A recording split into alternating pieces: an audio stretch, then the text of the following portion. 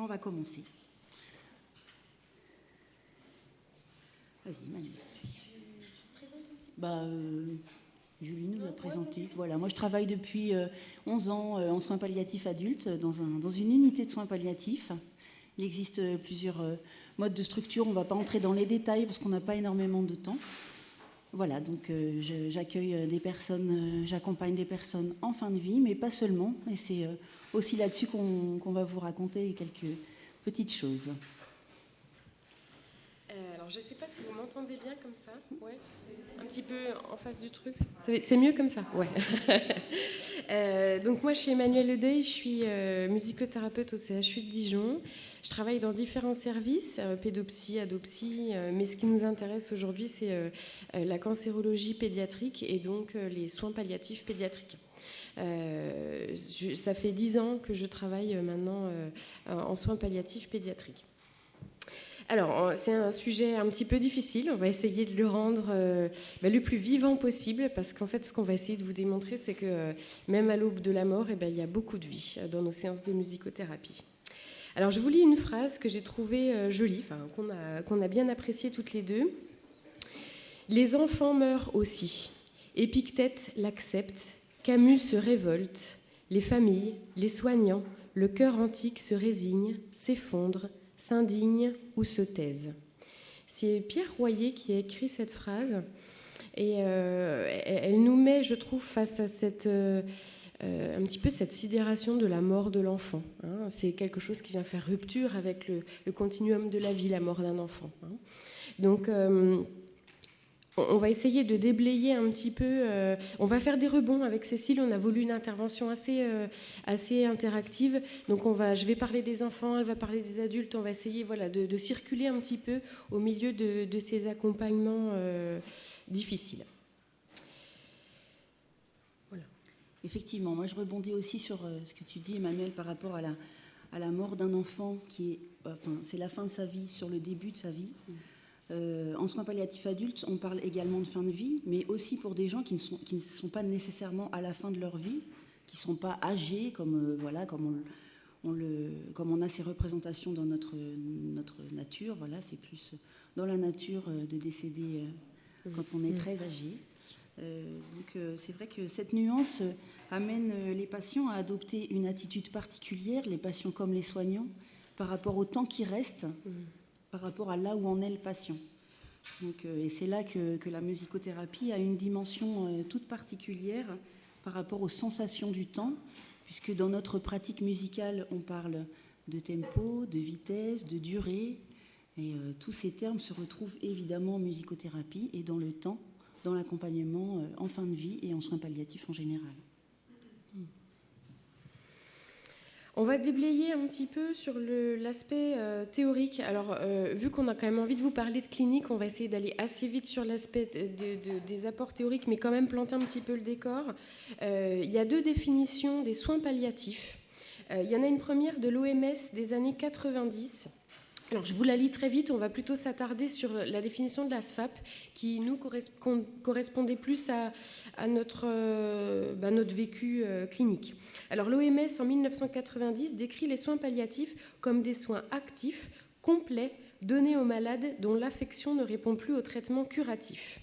La lutte contre la douleur et les autres symptômes, ainsi que la prise en considération des problèmes psychologiques, sociaux et spirituels sont primordiaux. Leur but est de préserver la meilleure qualité de vie possible jusqu'à la mort. Donc ça, c'est la définition de l'OMS. Et la SFAP a légèrement modifié sa définition pour vraiment englober la personne dans toute sa complexité. Et du coup, je vous lis cette définition. Vous pourrez la retrouver. La SFAP, c'est la Société française d'accompagnement en soins palliatifs. Alors la SFAP, elle dit ceci, elle dit que les soins palliatifs sont des soins actifs, donc on reste vraiment sur quelque chose de dynamique, dans une approche globale de la personne atteinte d'une maladie grave, évolutive ou terminale. Leur objectif est de soulager des douleurs physiques ainsi que les autres symptômes et de prendre en compte la souffrance psychologique, sociale et spirituelle. Donc vraiment, la SFAP et cette définition, elles mettent en avant des soins de support, hein, ce qu'on appelle vraiment interdisciplinaire, et la musicothérapie vient vraiment prendre sa place dans ce contexte-là. Alors, juste préciser un petit peu, parce qu'en fait, des fois, quand on entend soins palliatifs, on se dit, bah, ça y est, c'est le moment, c'est fini, enfin, c'est le moment terminal. Il y a vraiment quand même des phases qui nous semblent importantes de rappeler. Il y a la phase curative, la phase palliative et la phase terminale. Alors, la phase curative, c'est celle, comme son nom l'indique, qui correspond à la période durant laquelle des lignes de traitement sont proposées à l'enfant, à sa famille ou à l'adulte, afin de combattre la maladie. Ensuite, on a la phase palliative. La phase palliative, elle correspond au moment où les traitements curateurs ne donnent pas de réponse favorable chez le patient. Et alors, on met en place un traitement, ce qu'on appelle de confort. Donc là, on ne va plus chercher à guérir, mais on cherche à soigner. Et je trouve que cette nuance-là, elle est importante. Nous, on ne se place pas du côté de la guérison, par contre, on prend soin. Donc ça, on vient vraiment intervenir dans cette phase palliative. Et là, on cherche en fait à stabiliser la maladie en sachant qu'on ne pourra pas la faire complètement disparaître de l'organisme. Ça, c'est la phase palliative. Et la phase terminale, c'est la phase qui correspond au moment où les traitements de confort ne suffisent plus à freiner la progression de la maladie et où le patient se dégrade. Alors là, on cherche plutôt à soulager les symptômes les plus invasifs. Donc on intervient, en fait, moi, dans mon contexte de travail, qui est un petit peu différent de toi, Cécile, nous, en hématopède, il n'y a pas d'unité de soins palliatifs. C'est-à-dire que les enfants qui sont suivis... moi, je vais vous parler de la cancérologie. Parce que dans les soins palliatifs pédiatriques, il y a tous les soins, enfin les fins de vie néonatales, il y a les polyhandicaps, mais moi vraiment je me centre sur la cancérologie. Donc moi en fait ils sont suivis dans le service d'hémato pendant toute la phase curative, donc je les rencontre dans ce cadre-là. Et puis après, quand on se rend compte que les lignes de traitement ne sont plus efficaces, on fait l'annonce de soins palliatifs, mais ils sont toujours suivis dans le service ou alors à domicile. Voilà, pour vous planter un petit peu le contexte. Donc moi j'interviens ou dans le service d'hémato ou éventuellement à domicile quand le besoin s'en fait sentir. Voilà. Pour planter un peu le décor des cancers de l'enfant, il y a environ 2000 nouveaux cas de cancer pédiatrique en France chaque année. Et alors j'ai trouvé des chiffres qui différaient. J'ai trouvé entre 250 et 400 décès par an de cancer de l'enfant. Les décès arrivent plutôt à la période de l'adolescence. Il y a vraiment un chiffre plus important du côté des ados. Et donc, on a quand même 70% de guérison sur les cancers de l'enfant. Voilà. Alors, je ne rentrerai pas dans les détails par rapport au cancer de l'adulte, mais effectivement, pour nous aussi, le cancer est l'une des pathologies qu'on rencontre le plus souvent en soins palliatifs adultes. Par exemple, sur les chiffres de 2018, là, j'ai le rapport de l'Observatoire de la fin de vie de 2020 donne les chiffres de 2018 en disant que 31 712 patients ont été admis en USP, en unité de soins palliatifs, en 2018, et 4 sur 5 sont décédés à l'USP. Alors, ils ne sont pas tous décédés non plus, mais parmi ceux qui sont décédés en unité de soins palliatifs, c'est 4 sur 5, et 70% de ces patients étaient atteints de cancer. Donc on a également quand même une forte proportion là, d'oncologie et donc de suite d'oncologie, quoi. On continue. Alors, on voulait vous parler un petit peu justement des lieux de vie. Alors pour les enfants, c'est toujours un petit peu compliqué. Savoir où est-ce qu'on veut faire passer le temps qui reste. Alors il y a effectivement parce qu'en fait nous on travaille avec l'enfant bien sûr, mais avec les parents aussi. Je vais vous parler un petit peu après de la perception de la mort chez les enfants pour comprendre un petit peu de là où on parle. Mais quand les enfants sont en bas âge et pas en possibilité de dire ce qu'ils préféreraient, il y a cette fameuse question de est-ce qu'on veut mourir à l'hôpital, est-ce qu'on veut mourir à domicile. Alors souvent c'est conditionné par aussi les fratries, c'est-à-dire que les parents veulent pas forcément que l'enfant décède à la maison parce que après pour réinvestir la maison derrière ça peut être assez compliqué. Et puis il y a cette sécurité qu'apporte l'hôpital. Alors, on pourrait dire mourir à l'hôpital, c'est quand même un peu raide, mais à la fois il y a quand même cet enveloppement de l'équipe, de cette sécurité du soin qui est là en permanence. Et du coup, en fait, c'est très très courant quand même qu'on ait des enfants et des familles qui décident de décéder à l'hôpital. Donc vraiment, le plus gros, moi, de mes accompagnements sont dans ce cadre-là. Alors moi, ça m'a posé 1000 questions quand j'ai préparé cette intervention, parce qu'en fait, on est vraiment dans une temporalité très particulière. Souvent, les enfants se sont battus pendant des mois et des mois avec tous les protocoles de chimio très lourds, très invasifs. Et puis, d'un seul coup, il y a quelque chose qui fait rupture d'une annonce de soins palliatifs. Alors là, comment on se débrouille avec ça, quel que soit l'âge dans la famille, comment on fait pour envisager le temps qui reste de son enfant? On est face à une sidération la plupart du temps, et du coup la place du musicothérapeute, elle intervient aussi à ce moment-là de l'annonce, de la rupture, parce qu'en fait la plupart du temps, moi je prends aussi en soin la famille. Il faut vraiment envisager ça comme quelque chose d'un enveloppement familial. Alors, il y a des spécificités inhérentes à chaque tranche d'âge. On ne va pas accompagner pareil un enfant de 3 ans d'un jeune de 15 ans qui apprend qu'il va mourir. Donc, je vais vous faire un peu comme ça des grandes... c'est vraiment très raccourci, mais sur la perception de la mort chez les enfants.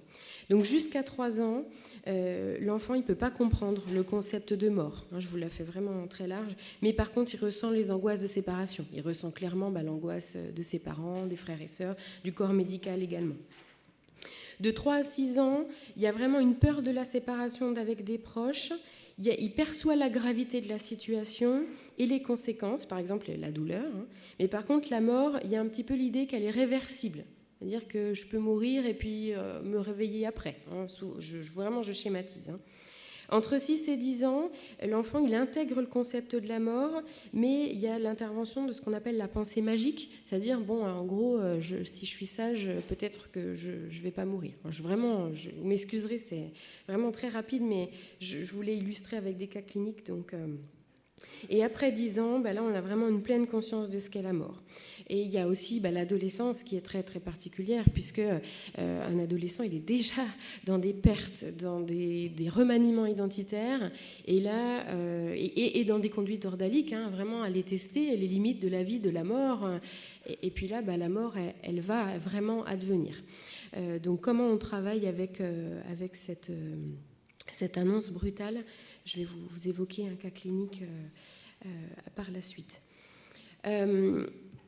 J'ai regardé, j'ai lu pas mal de choses sur des témoignages, des personnes qui ont pu accompagner des enfants en fin de vie, pas que des musicothérapeutes. Et là où on se retrouve tous, c'est qu'en fait, il y a vraiment de la vie dans ces accompagnements de fin de vie avec les enfants. C'est-à-dire qu'ils vont utiliser tout un tas de stratégies. Ça va être des défenses maniaques, ça va être de l'humour, ça va être du mutisme, ça va être une grande créativité. Il y a quelque chose qui se met en mouvement chez l'enfant à l'aube de la mort. Alors on a un peu idée, on en discutait avec Cécile, que les adultes mettent un petit peu en ordre leurs affaires quand ils savent qu'ils vont mourir. Eh bien, il y a vraiment cette logique-là avec les enfants aussi. Alors bien sûr, tout dépend de l'âge. Là, on se situe dans ce que je vous dis là plutôt sur la préadolescence-adolescence, où vraiment ils vont préparer. Moi, j'ai travaillé sur un projet de recherche qui se poursuit d'ailleurs sur le testament sonore, donc vraiment sur cette idée de qu'est-ce qu'on a envie de laisser après, quand on va partir, à ses parents, et notamment quelle trace de sa voix on a envie de laisser, puisque c'est quelque chose, on a les photos, mais la voix, ça reste pas. Donc avec les adolescents, on travaille beaucoup sur cette narrativité, se raconter, faire des déclarations d'amour à sa mère, à son père, à ses frères et sœurs. Ça, c'est vraiment une grosse partie de mon travail. Il y a aussi ce que je vous disais, la prise en compte du système familial, parce que on ne peut pas travailler avec l'enfant sans travailler avec les parents et également avec les frères et sœurs. Alors les frères et sœurs, dans la littérature, il y a assez peu d'accompagnement en fait des fratries pour l'instant. On a modestement monté un groupe avec ma collègue psychologue d'accompagnement des fratries. Donc on travaille avec plusieurs supports. Ça peut être la musique, ça peut être les dessins. Enfin voilà, on essaie de les accompagner, mais c'est en éco-balbutiement pour l'instant. Je trouve qu'il y a vraiment un remaniement complet dans ces accompagnements de fin de vie. Et en tant que musicothérapeute, on va en parler un petit peu, mais ça nous met vraiment face à un tempo très particulier, puisque on est vraiment sur quelque chose quand même d'un accompagnement qui est lourd. Hein. Même si je vais essayer de vous le démontrer, il y a de la vie, nous, on vient vraiment se positionner dans une situation de sidération. Donc comment le sonore va venir ramener un petit peu de vie et de pulsation dans ces situations, c'est un petit peu l'enjeu des accompagnements.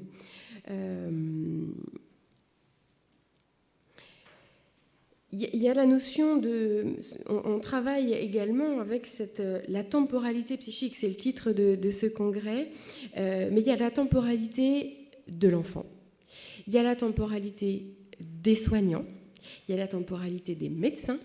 Je fais la différence parce que c'est important dans la composition de l'équipe. Et il y a la temporalité du musicothérapeute. Et au milieu de tout ça, il faut arriver à faire que quelque chose se rencontre, qu'il y ait une synchronisation, un accordage. Je vois des sourcils qui se lèvent. Ouais, c'est pas simple.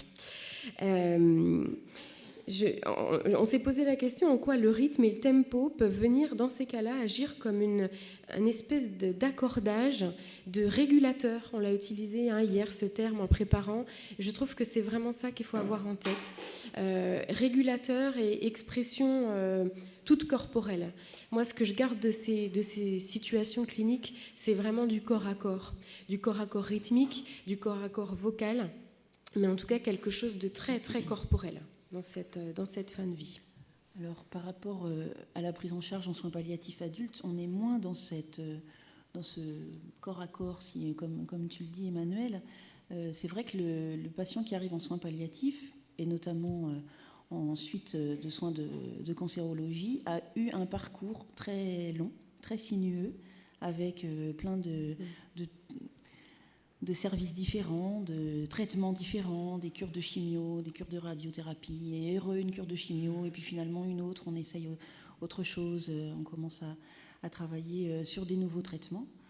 Et ce qui se passe en soins palliatifs, c'est que là, ils viennent un petit peu se poser, vraiment, se reposer. J'aime pas trop le terme de se reposer, parce qu'il annonce aussi le thème de reposer, qui ne me convient pas tellement. Mais c'est vrai qu'il a les hospitalisations en soins palliatifs, quand elles ne sont pas celles de la fin de vie, sont aussi des hospitalisations de répit. Répit pour les aidants à domicile, répit pour certains services. On a des patients au long cours dans certains services qu'on accueille pour le répit du service aussi. Et puis le répit du patient, bien évidemment. Et cette situation leur permet une nouvelle temporalité finalement. Mais alors eux, ils ont une nouvelle temporalité qui est un petit peu imposée par le rythme des soignants, qui sont eux dans une nouvelle proposition de soins.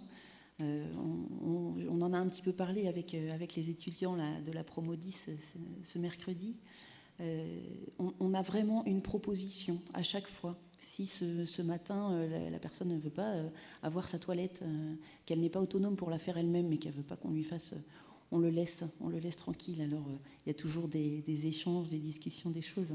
Mais on est dans une temporalité là, qui est toute très, très adaptée finalement à toutes les situations de chaque matin pour vraiment installer quelque chose de l'ordre du répit, vraiment de la pause.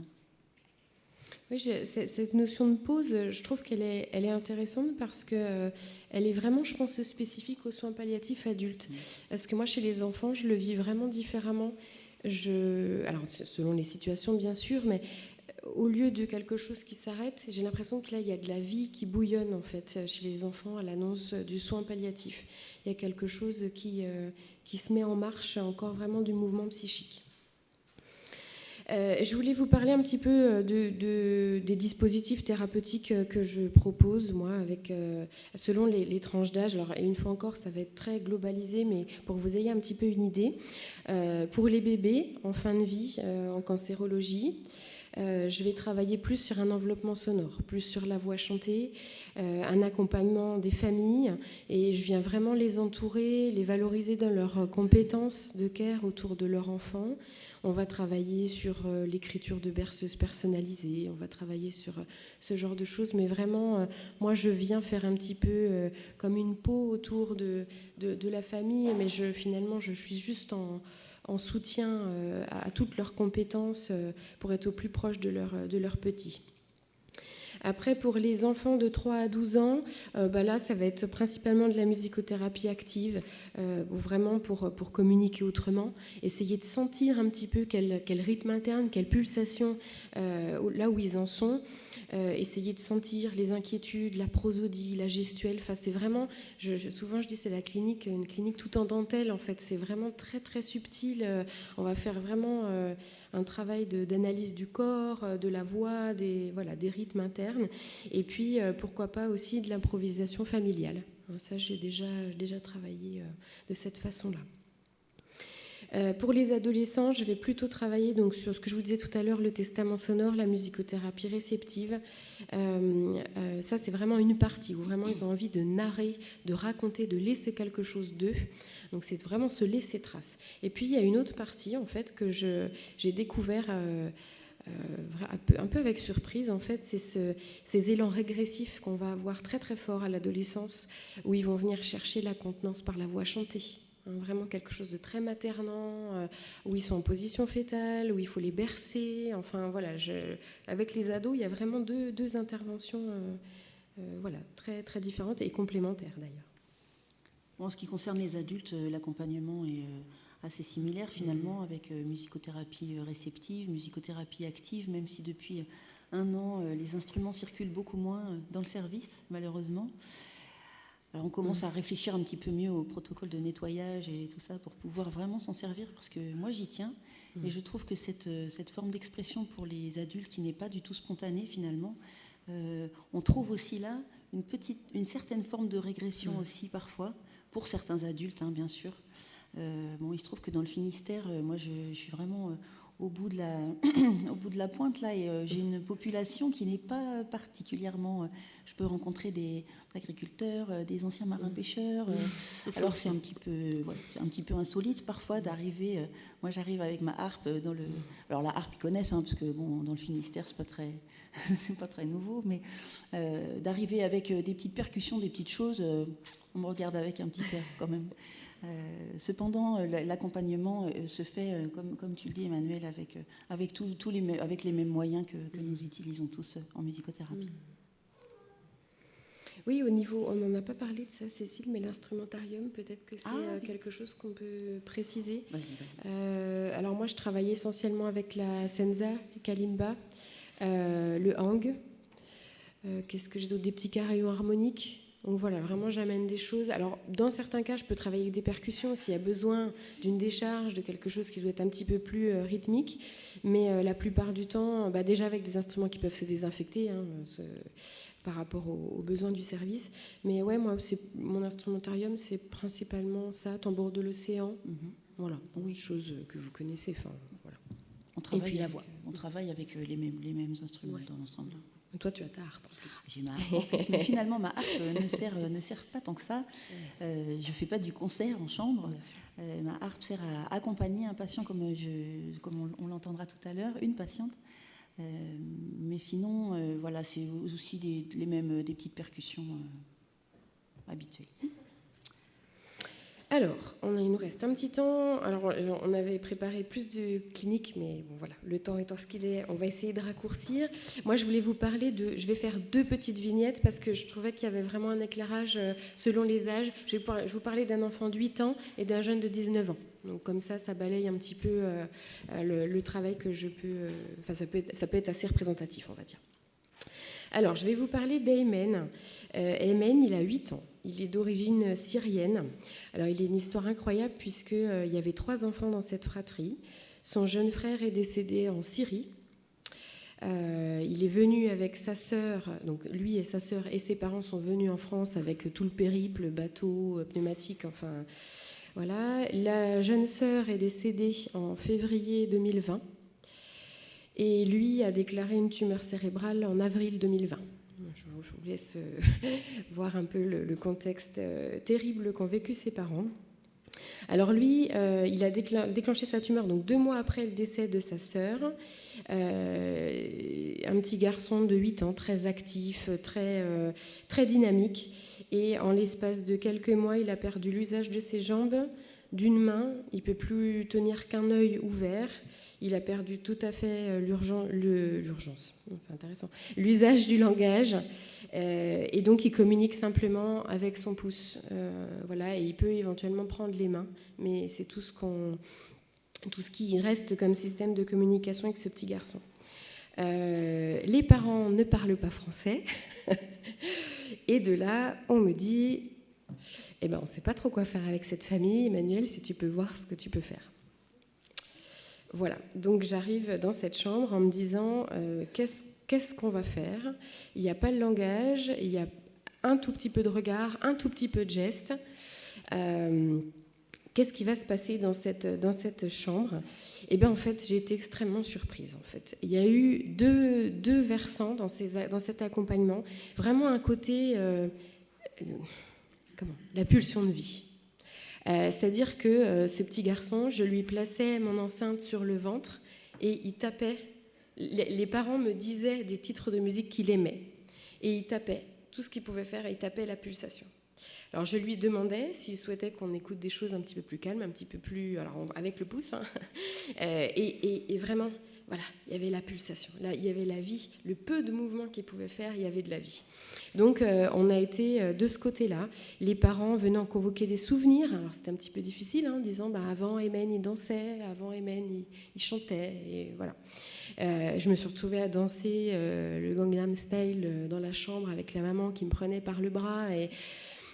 Et vraiment, j'ai eu le sentiment à ce moment-là d'être un tiers, quelqu'un qui venait aussi véhiculer de la vie dans cette chambre, alors que franchement, j'aurais jamais pensé, vu le contexte, être dans quelque chose d'aussi actif et d'aussi dynamique et rythmique pour le coup. Et alors, les séances se divisaient toujours en deux parties, de façon comme ça intuitive. Ça ne s'est pas parlé, puisqu'en fait, on ne se parlait pratiquement pas. Il y avait cette première partie active, et puis la deuxième, où, quand on sentait que Aymen fatiguait, on l'installait donc sur des coussins pour qu'il soit confortable. Le papa venait d'un côté, tenait son fils, la maman venait de l'autre côté, et il me prenait par l'épaule. Et on formait comme ça un cercle autour d'Aymen, et je chantais. Et les parents pleuraient. Dans une espèce de veille comme ça, sonore, j'ai trouvé que c'était très... je vous en parle, j'ai encore ça vibre encore très fort. C'était quelque chose de très puissant, vraiment très humain. Par le sonore, on est venu vraiment... on savait ce qu'on faisait là, parce que l'équipe s'est demandé comment a vécu ce petit garçon tout cet accompagnement de fin de vie, qu'est-ce qu'il en a compris, qu'est-ce que les parents... Où est-ce qu'ils en étaient dans leur cheminement de deuil, en tout cas de séparation. Et moi, j'avais le sentiment en séance qu'on savait très bien là où on se trouvait, puisque vraiment, on avait ces moments de pleurs autour d'Aymen, lui aussi a pu pleurer. Donc voilà, j'essayais de mettre des mots aussi, d'accompagner par le verbal, puisque lui comprenait le français. Donc les mots étaient plutôt destinés à ce petit garçon. Et puis voilà, il y avait quelque chose on parlait du corps à corps, du toucher. Il venait chercher ma main et il la calait comme ça sous son cou. Donc vraiment un accompagnement très, très corporel sur cette situation. Il est décédé en janvier de cette année. Donc c'est tout récent. Ouais, ça marche. C'est pas facile de continuer après l'évocation de cette séance, mais je vais essayer de vous parler maintenant d'un jeune qui s'appelle Jimmy. Il a 19 ans. C'est un jeune homme qui a déclaré une tumeur à ses 14 ans, qui a été suivi pendant 5 ans, qui est arrivé au bout des traitements, en rémission, et il a rechuté au bout des 5 ans de sa tumeur au cerveau. Il a un parcours haseux, il a vécu en famille d'accueil, il a vécu des abus sexuels, les parents déchus des droits parentaux, enfin vraiment une histoire de vie abominable.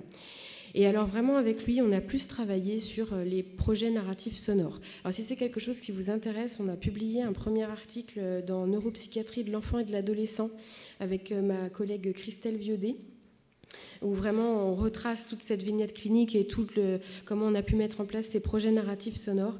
Là, je voulais simplement vous faire écouter un extrait d'un morceau qu'il a écrit pour sa maman adoptive, vraiment dans cette logique de laisser trace, de laisser quelque chose de lui dans une dernière déclaration d'amour, comme il a pu le verbaliser. Ce jeune homme, je l'ai accompagné au CHU, puis à son domicile, donc il faudra excuser la qualité du son. J'ai enregistré une fesse sur le lit, une fesse dans dans le vide. Enfin voilà, vraiment à domicile, on fait un petit peu avec les moyens du bord. Et c'est un morceau qu'il a voulu faire écouter lors de ses obsèques. Voilà, il souhaitait qu'on soit présent à ses obsèques et il l'a fait écouter à ce moment-là.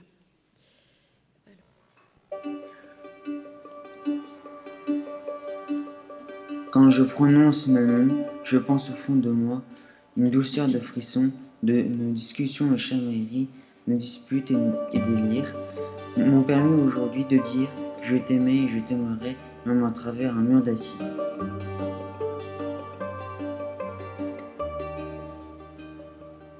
Dans tes bras, il y a 16 ans, la joie et le bonheur de te connaître, tu m'as donné une éducation et surtout soutenu à travers les échelons de la vie. Nous avons une relation mère et fils, malgré que tu n'es pas ma vraie mère.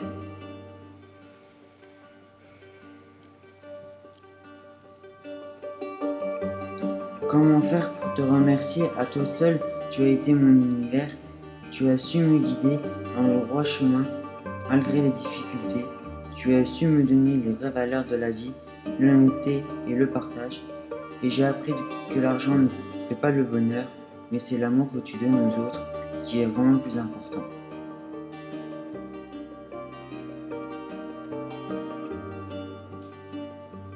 Aujourd'hui, je suis là grâce à toi, car ton moral d'acier et ton amour nous ont permis et permettra de vaincre tous les problèmes de ma vie. On est lié non par le sang, mais par la force incalculable, tellement que c'est fort.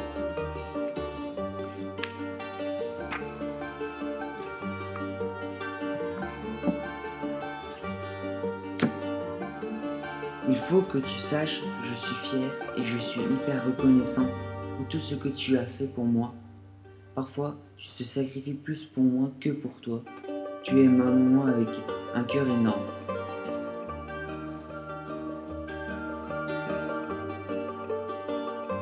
Aujourd'hui, je suis là devant toi et je te souhaite tout le bonheur et l'amour que tu m'as apporté pendant ces 16 ans partagés avec toi. Joyeux anniversaire, mon ami.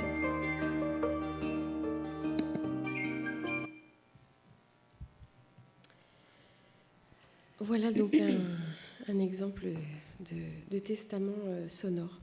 Juste, moi, ce qui me reste de ces accompagnements pour terminer sur ma partie, c'est des vives émotions, évidemment, un partage dans l'intime, un reste de créativité. Et j'ai trouvé finalement vraiment cette régression, quel que soit l'âge, autour des premiers moments de la vie. Et la fonction du musicothérapeute qui vient contenir, rassurer, materner, vocaliser autour de ces souffrances en fin de vie et ramener aussi du rythme au milieu de ces vécus si compliqués. Bon, il faut enchaîner. Il faut enchaîner. Alors, c'est bien parce qu'on n'a pas beaucoup de temps. Et justement, j'ai juste une mini-vignette d'une personne à qui je pense. Et j'avais envie d'appeler cette vignette, c'était l'urgence. L'urgence en unité de soins palliatifs. Alors, ça ne colle pas, a priori, l'urgence. On a accueilli une dame qui est arrivée dans une effervescence permanente. Tout le temps, elle avait une maladie neurodégénérative dont elle n'avait pas voulu avoir le diagnostic. Et en fait, on a accepté son effervescence. Elle était là pour une hospitalisation de répit, pour que ses filles puissent s'organiser, parce que la maladie progressait, et donc il allait falloir s'organiser à domicile. Mais avant de pouvoir s'organiser à domicile, il a fallu faire un petit passage par notre service. Et en fait, cette dame, on lui courait derrière tout le temps. Elle était en fauteuil. Et elle était. Alors, on a un couloir avec deux parties. Les chambres impaires sont assez grandes et les chambres paires sont beaucoup plus petites. Elle était incroyable parce qu'elle faisait des super manœuvres entre le lit, la fenêtre. Enfin, elle était toujours à fond. Et on se demandait quand même comment on allait pouvoir aborder beaucoup de choses avec elle, des changements qui allaient s'opérer. Voilà, encore une fois, de la progression de sa pathologie. Et c'est un petit peu avec la musicothérapie qu'on a pu intégrer ça et aborder beaucoup de choses. Alors je vais juste vous faire écouter parce que là, on n'a plus beaucoup de temps pour vous donner de multiples détails. Juste vous faire écouter la fin d'un enregistrement qu'elle m'a autorisé à vous passer. Alors, je vous décris le début, parce que c'est un enregistrement qui dure 8 minutes. Je l'ai accompagnée à la harpe, et elle était, elle, au tambour d'océan. Et en fait, au tout début, on entend le tambour d'océan à fond, la caisse, on n'entend pas la harpe, alors c'est pas bien grave. Et puis au fil de cet enregistrement, on s'est regardé, en fait. Parce qu'avant, avec tous les instruments, elle essayait tout, 5 minutes, elle secouait tout, et puis voilà. Et puis on a fini par trouver notre tempo avec un instrument qu'elle aimait vraiment bien. Alors je vais vous faire écouter ça.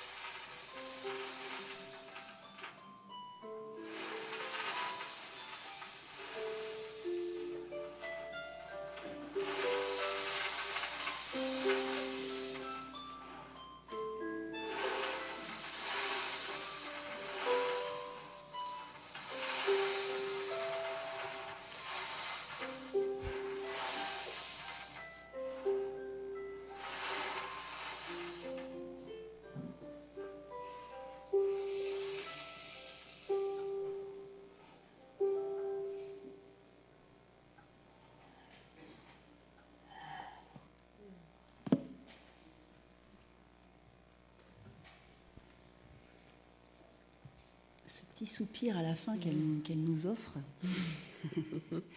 c'est elle qui me fait signe en fait qu'elle met fin à l'échange. Et pour moi, ça a été vraiment un signe là de tout ce qu'elle me laissait, et surtout de cette pause là qu'elle avait enfin acceptée. Donc ça, c'était la 4e séance. Je l'ai vue 6 fois. Et alors, je voulais aussi terminer là-dessus.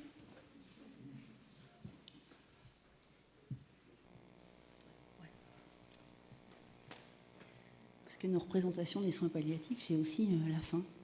Sauf que je voulais vraiment terminer par cette photo. On a eu, pour les 10 ans de l'unité, un photographe qui a passé une semaine avec nous.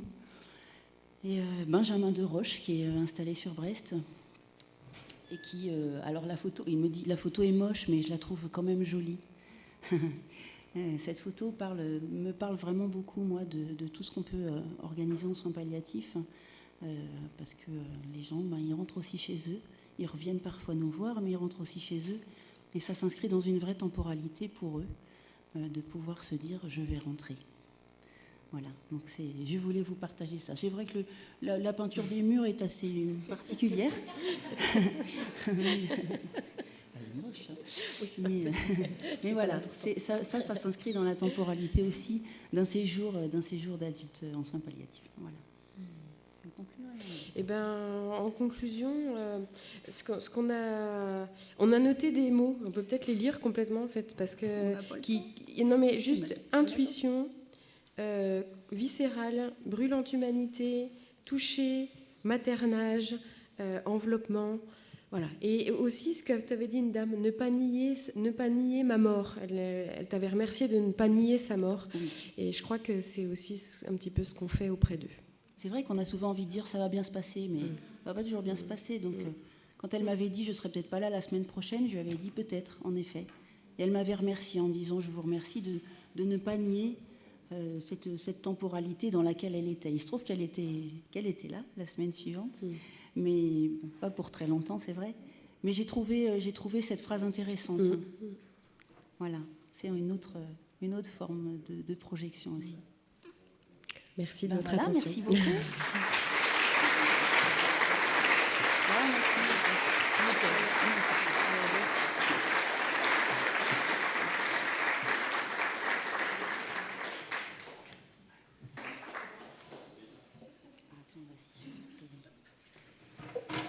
Merci beaucoup. Transition pas simple. En tout cas, on a beaucoup de retours de témoignages, d'émotions, parce que ça a suscité de l'émotion pas mal. Et du coup, se pose la question de cette distance avec les émotions, avec la gestion des émotions. Est-ce que vous autorisez comment, par quel biais? Voilà. Pour ma part, je crois qu'avec les enfants, c'est... Enfin, je l'ai dit, c'est vraiment cette notion du corps à corps, et je crois qu'on a une distance professionnelle qui est par notre cadre d'intervention. Après, il y a quelque chose qu'on ne peut pas mettre à distance trop, je trouve. Après, la gestion de nos émotions, elles font aussi partie du travail thérapeutique. Et c'est très souvent, moi, que les patients me demandent aussi de mettre ma voix sur les projets narratifs sonores. Donc, vraiment, vraiment ce thème du corps à corps, on est vraiment plongé dedans. Après, pour ma part, la supervision est essentielle. Et voilà, c'est un peu ma soupape de sécurité, je dirais. Oui, c'est aussi la même chose pour moi. Alors, émue, moi je m'autorise à être émue, mais je n'ai jamais pleuré en séance, malgré parfois des situations difficiles avec les enfants d'un patient, par exemple, des jeunes enfants. Mais je pense effectivement que notre formation, notre supervision, le travail qu'on fait sur nous depuis toujours, depuis avant même de travailler en soins palliatifs pour ma part, ça nous aide aussi. Et puis je pense qu'on ne peut pas s'écrouler avec les gens, on va pas les aider en faisant comme ça. Mais notre cadre tient aussi. Alors moi j'ai une compagne, une harpe derrière laquelle je me cache parfois. C'est vrai, voilà, c'est quelque chose. Alors je me cache pas. Derrière, je suis quand même pas. Mais c'est vrai que la harpe peut prendre un peu plus de place que ce que j'imaginais parfois. Justement, quand les émotions du patient arrivent, s'il chante ou s'il joue et qu'il pleure ou quoi. Là, c'est vrai que ça aide aussi beaucoup nos instruments, notre présence, tout simplement. Notre présence. Alors nous, on parle. C'est vrai que en soins palliatifs, on parle, en thérapie en général, de notre juste présence par rapport aux patients, mais il y a aussi la juste distance et la juste présence. Moi, j'ai envie de relier vraiment ces deux mots-là pour qu'on puisse, justement, cette présence nous aide aussi à la distance, justement. Et je crois que c'est important aussi de s'autoriser à vivre l'émotion avec les familles. Moi, à l'inverse, je crois que, et les parents ont pu le dire aussi, que c'est important de voir qu'on est touché aussi, qu'ils vont perdre leur enfant, en fait.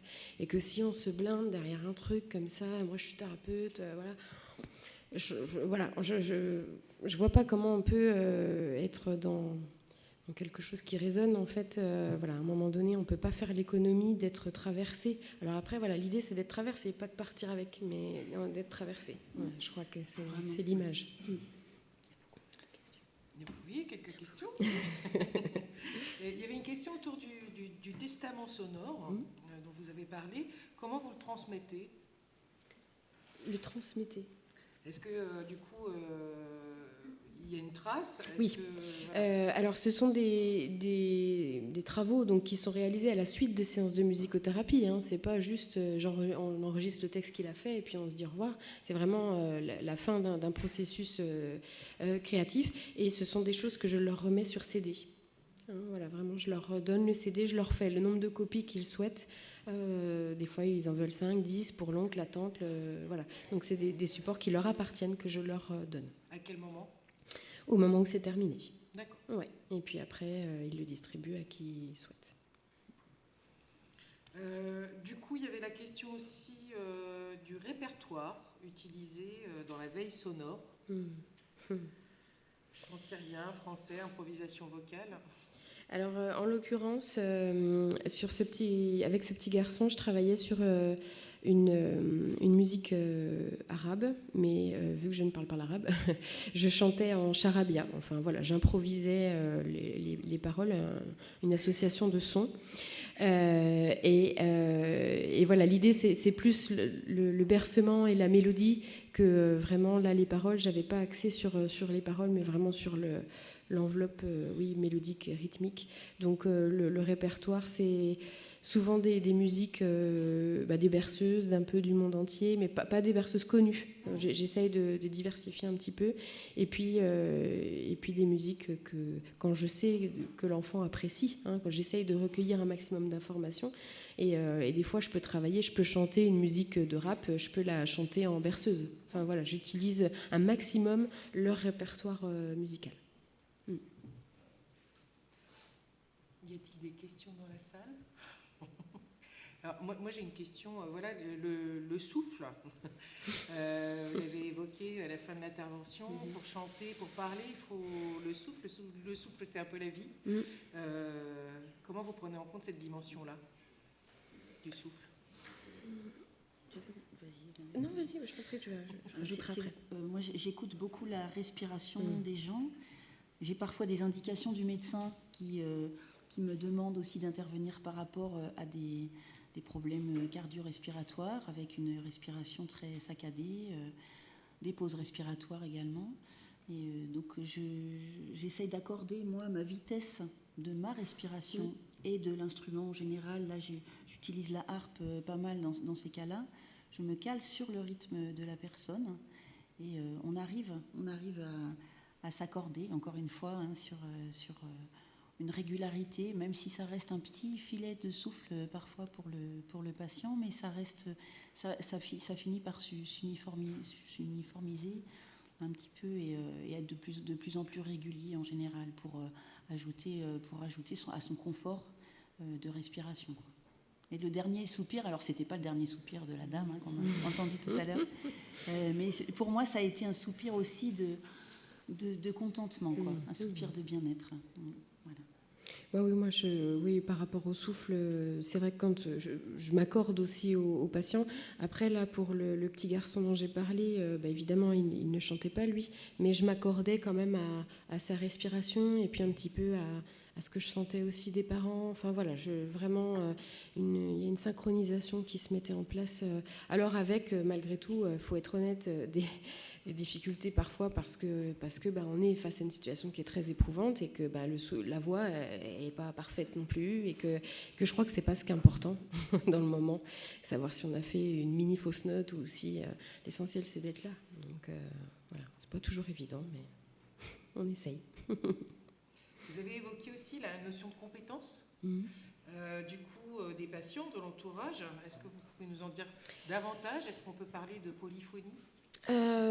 J'irai pas jusque-là. Polyphonie, en tout cas, quand je parle de compétences, c'est plutôt mettre en avant l'importance de la voix des parents, de la voix chantée, et du coup de les valoriser dans cette compétence-là, c'est-à-dire d'utiliser leur voix. Alors pas sur un registre lyrique et très beau, d'un point de vue esthétique, on s'en fiche, mais en tout cas comme les travaux qui sont faits en néonat avec Stéphanie, c'est vraiment de se retrouver autour de l'enfant et de remettre le parent à sa place de parent, parce qu'en fait, ils délèguent leur place de soignant aux soignants de l'hôpital.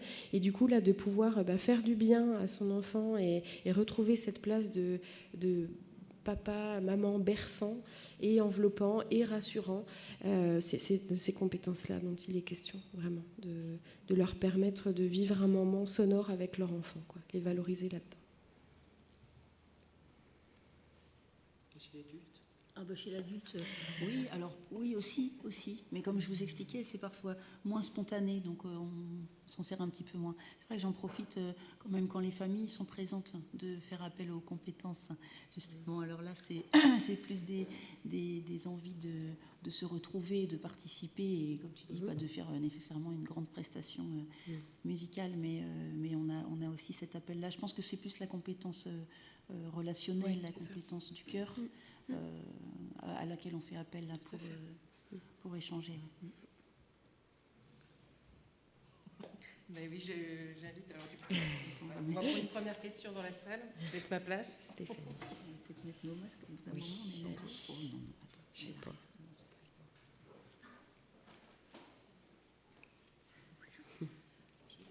C'est une question pour Emmanuel sur le projet narratif sonore, très beau. Moi, j'ai plein de questions par rapport à ça. Est-ce que vous choisissez la musique de fond ensemble? Oui. Tout à fait. Est-ce que donc le jeune enregistre sa voix sur la musique? Oui. Donc c'est lui En fait, qui fait sa temporalité, en fait, qui choisit. Tout à fait. C'est enregistré en une seule fois? Alors, ça dépend. Il y a des montages? Là, en l'occurrence, ce jeune garçon, oui, vraiment, le choix de la musique, c'est quelque chose, comme je le disais, le projet narratif, il n'arrive pas à une première rencontre, bam, boum, Oui, on enregistre, bien voilà. sûr. Ouais. Il y a vraiment tout un test de réceptivité avant, tout un travail de musicothérapie réceptive la plupart du temps. Et puis, après, voilà, dans ce travail-là, on choisit le fond sonore. Je le mets sur GarageBand, pour ceux qui connaissent. Et puis après, on enregistre la voix. C'est le texte, soit on l'écrit, là celui-ci il l'avait écrit tout seul, mais il y a un texte qu'on a co-écrit, enfin en tout cas moi je n'ai rien influencé de ces mots, mais en tout cas je l'ai aidé à formuler quand il y avait des choses qui étaient compliquées. Et par contre, c'est lui qui donne son tempo, c'est lui qui a donné. D'ailleurs, on sent, il y a des petits arrêts, des petits trébuchements, mais voilà, on corrige pas. Enfin voilà, peu importe. Il y a des hésitations, ça fait partie. Alors, il avait une tumeur au cerveau, donc avec des ralentissements, avec des choses difficiles, mais c'est lui. Et du coup, c'est un témoignage de lui à cet instant-là. Et sa temporalité à lui, tout à fait. Sa mise en musique. Oui. Et ce qui était intéressant sur ce projet, c'est qu'il a pu me dire aussi, je l'offre à ma mère, elle reste et moi je m'en vais. Et alors quand tu remets le projet narratif à la famille, comment ça se passe? Parce que du coup, il le découvre. Est-ce que tu es là pour cette écoute? Comment gérer cette émotion peut-être de recevoir ce témoignage bouleversant? Voilà. C'est selon les situations. Là, en l'occurrence, c'était quelque chose d'intime entre deux. Donc, j'y ai pas participé parce qu'il voulait lui offrir pour son anniversaire. Il m'a juste dit après, tu sais, elle a pleuré. Voilà, mais donc, après, on en a parlé, mais... c'est plutôt quelque chose d'intime la plupart du temps, si ce n'est quand il souhaite que ça soit diffusé aux obsèques. Mais sinon, voilà, je me tiens à disposition. Mais là, dans cette situation-là, c'était quelque chose d'un partage entre une maman et son fils. Donc, ouais. Merci à toi.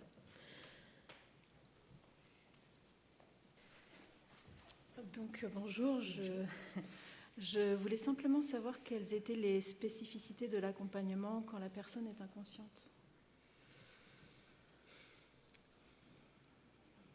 Alors, inconsciente, moi, ça ne m'est pas arrivé. J'ai pas eu de patient inconscient. Alors moi, j'interviens pas si je l'ai jamais rencontrée et qu'elle est arrivée en phase agonique avant d'avoir une séance de musicothérapie. Là, je n'interviens pas parce que j'ai pas son accord. Donc ça a été beaucoup d'échanges avec mes collègues qui disaient ouais, mais tu vois, ce serait bien. Oui, mais je sais pas. Peut-être que cette personne dans sa phase agonique, là, dans son dernier coma, peut-être qu'elle a horreur de la musique, ou on n'en sait rien. Quand on n'a pas ces infos-là, moi j'avoue que c'est difficile en même temps, parce qu'on aurait envie d'aller fredonner quelque chose avec quelqu'un qui est...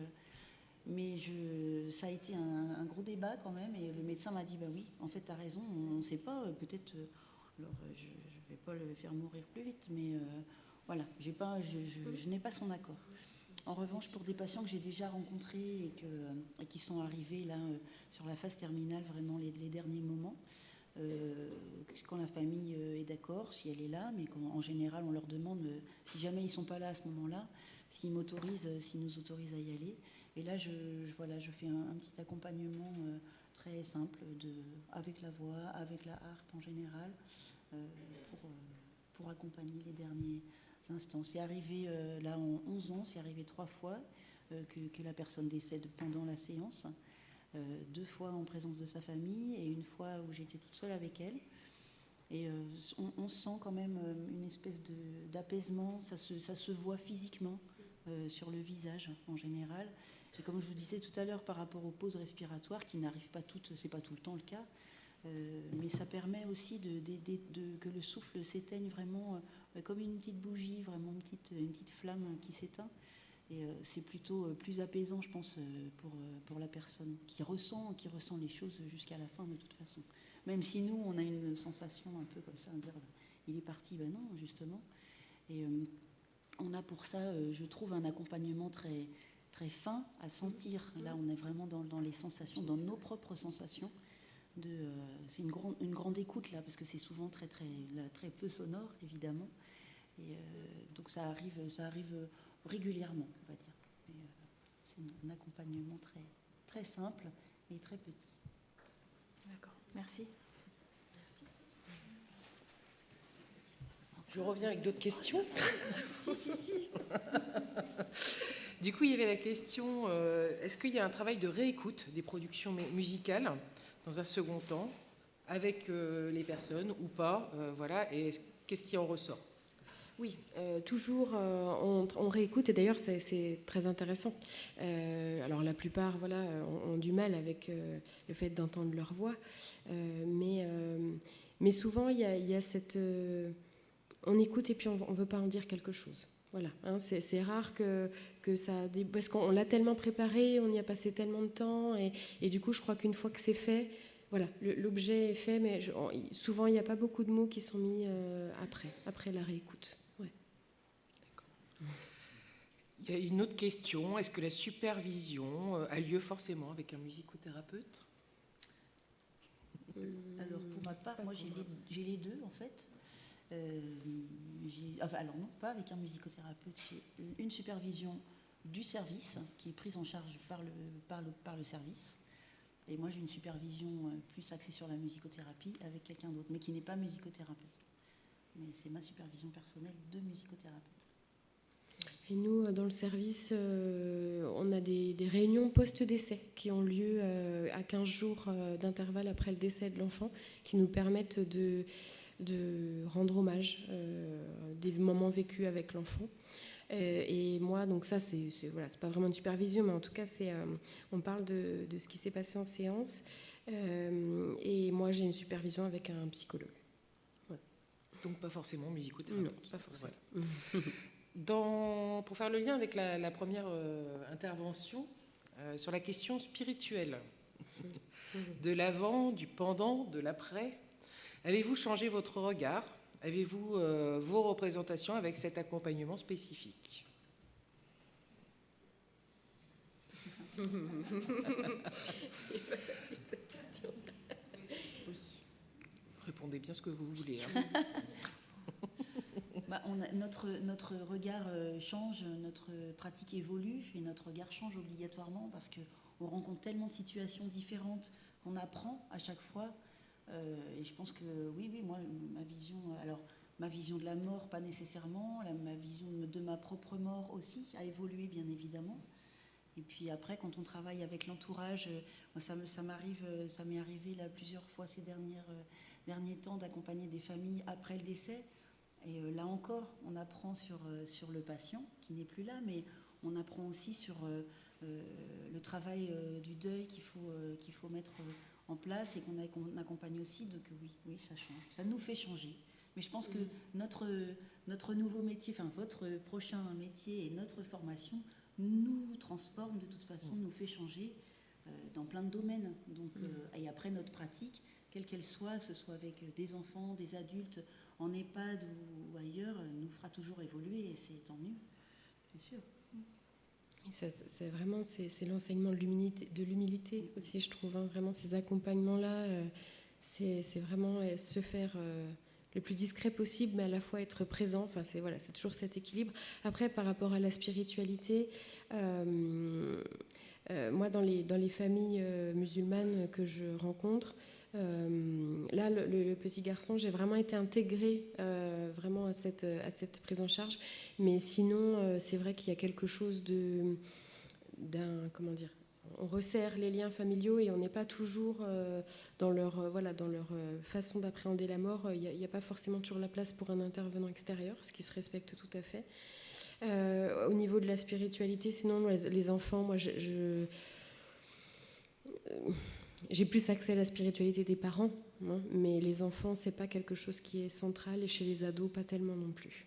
Non, pas tellement. C'est pas...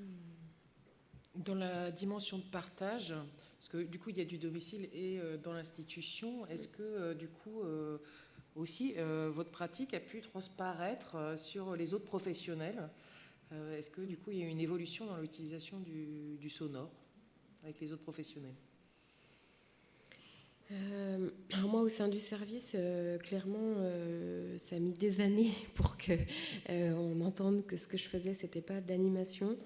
Et je crois que vraiment l'accompagnement en soins palliatifs a permis aussi que la musicothérapie prenne une autre ampleur dans le service et qu'on le vive vraiment comme un véritable accompagnement. Je travaille en étroite collaboration avec la psychologue du service qui du coup relaie aussi cette idée-là. Alors non pas bien sûr le contenu des séances, mais en tout cas cette idée que le sonore, il est là dès le début de notre vie et que il a toute son importance à la fin de la vie. Donc moi je mets un point d'honneur à transmettre beaucoup, non pas une fois encore sur ce que peuvent déposer les patients, mais sur les ambiances générales, sur l'importance que ça peut avoir. Moi j'agis sur indication. Un de l'équipe médicale qui me dit tiens là vraiment on pense que ça sera pertinent, donc voilà, la transmission elle me semble essentielle si on veut que notre métier soit reconnu par les équipes. C'est mon cas aussi, moi j'interviens sur indication de l'équipe, et ça a mis un peu de temps aussi, il faut l'avouer, par rapport au partage avec mes collègues, mais qui me sollicitent vraiment très simplement maintenant, très spontanément. Je suis très très bien intégrée dans l'équipe pour faire des accompagnements de soins douloureux, de soins très longs, de choses comme ça. Et en fait, c'est intéressant cette question parce que on s'est rendu compte que... Alors les collègues, quand ils savent que je vais être... Dans ces cas-là, je me mets dans un petit coin, en général près de la fenêtre, pour laisser de l'espace autour du lit. Et je suis avec la harpe en direct. Donc je viens un petit quart d'heure avant le début du soin pour installer quelque chose avec le patient. Et mes collègues s'organisent, entre elles, eux, non, il y a des garçons, eux, entre eux, pour se dire, on a tout notre matériel, on ne va pas sortir de la chambre, on s'organise, on va faire tout ce qu'il faut, on essaye de parler le moins possible entre nous.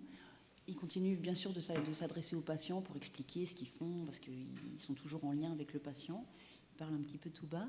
Et ils m'ont dit qu'en fait, ils ont l'impression de ralentir leurs gestes quand je suis là, mais pourtant le soin se fait de façon plus fluide et plus rapide, entre guillemets, justement parce qu'il y a cette espèce de fluidité là qui se fait. Tout le monde se cale sur la musique, c'est assez rigolo. Alors je ne fais pas des grosses jigs irlandaises non plus. Non. Mais c'est vrai que c'est pas nécessairement de la berceuse non plus, hein, pas tout, non, pas du tout. Mais il y a cette espèce de suspension du temps, justement, pendant ces soins accompagnés en musique. Ou d'accordage. Et le patient nous oublie finalement un peu tous. Je trouve ça vraiment intéressant. Ils nous disent, il nous oublie. Et je trouve ça, oui. En tout cas, je transmets, je pense, de la part de tout le monde, un grand merci pour ce partage authentique.